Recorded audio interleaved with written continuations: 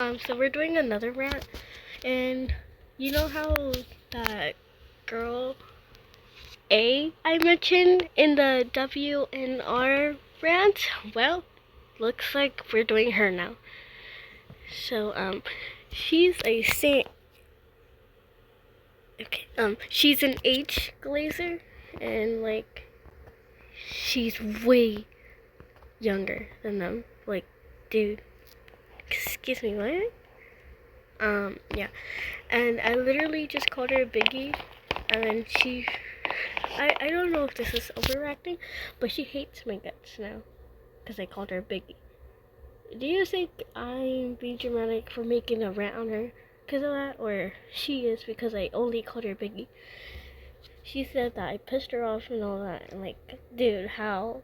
Like, it's just a simple word. Chill out. And yeah, she was also a part of being on W and S's side after knowing that they are weird, you know? And yeah, so she's also weird too. And yeah, she makes all these weird, like, uh, messages about H. Like, dude, he does not like you, okay?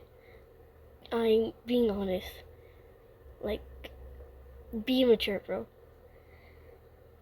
And when we were trying to, like, troll them, she only,